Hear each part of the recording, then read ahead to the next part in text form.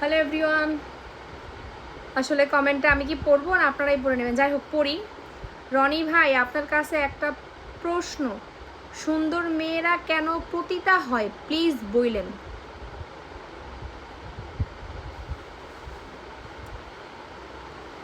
প্রশ্নটা করছেন, উত্তরটা তাহলে আমি দেই। আপনি আমাকে বুঝাইছেন, হয়তোবা আপনার ফ্যামিলির সবাই অসুন্দর বা আল্লাহ আপনাদের সবাইকে বিশ্রীভাবে তৈরি করছে, যার কারণে আপনি সুন্দর মেয়েদেরকে মিন করছেন।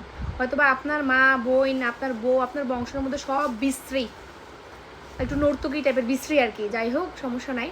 হ্যাঁ, আল্লাহ পাক আমাকে খুব সুন্দর করে বানাইছে, বা আমি ছাড়াও যারা সোশ্যাল মিডিয়াতে আছে সবাই সুন্দর। যেহেতু আপনি এখানে মিন করছেন যে সুন্দরী মেয়েদেরকে আল্লাহ, মানে সুন্দরী মেয়েরা কেন পতিতা, যাই হোক শুনেন, একটা কথা বলি। প্রত্যেকটা মানুষ তার কাজের পিছনে করা, বা যে কাজটা সে করে তার পিছনে অবশ্যই কোনো না কোনো কারণ থাকে।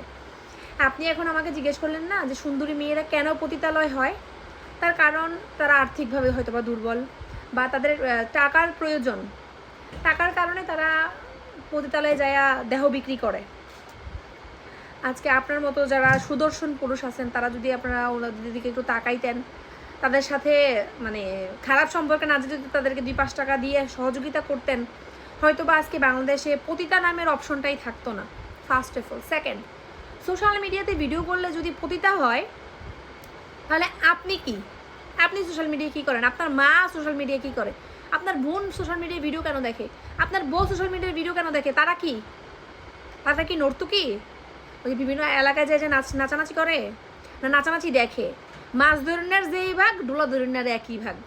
কথাটা হয়তো বা বুঝতে পারছেন। আমরা আল্লাহ কি বলছে জানেন? পাপ করলে যে গুনাহ, পাপ যে দেখে তার আরও দ্বিগুণ গুনাহ। হয়তো আপনি সে বুঝতে পারছেন। আপনি আলেম ও ওমালা সাহেব, মাওলানা সাহেব, আপনি কি করেন টিকটকে? আপনি কি করেন?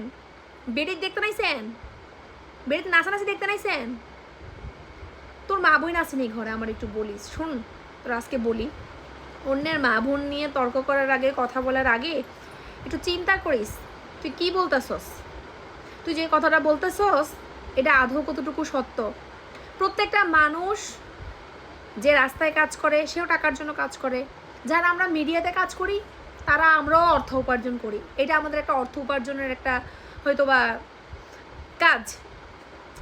শোন, আমার কবরে আমি যাব, আমার কবরে তুই যাবি না। আমার জবাব আল্লাহর কাছে আমি দিব, তুই যাবি না। আমি ভিডিও করি, আমাকে হাজার মানুষ দেখে, এই জন্য তুই আমার পতিতা বলছস? তোর মা যখন মুখ খুলে রাস্তায় যায়, উঠানে আসো, তোর মারেও কিন্তু পুরুষরা দেখে, তো তোর মাও তো পতিতা। তোর বোন যখন স্কুলে যায় মুখ খুইলা হিজাব পইরা, তখন তোর বোনেরও দেখে।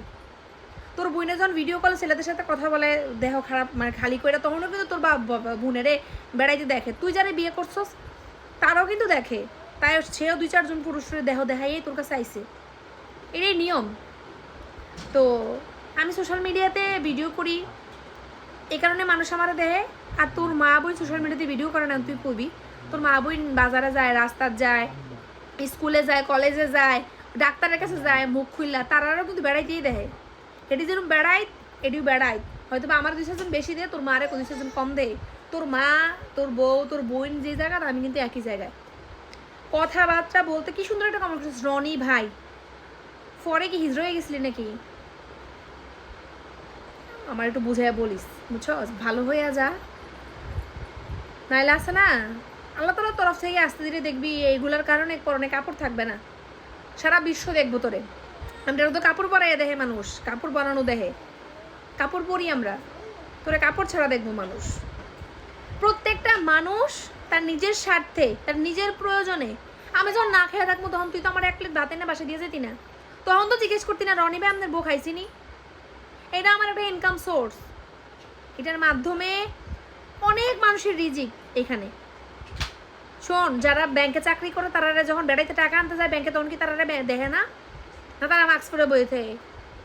হ্যাঁ, এইটুকুই বললাম, ভালো হয়ে যা, সময় আছে।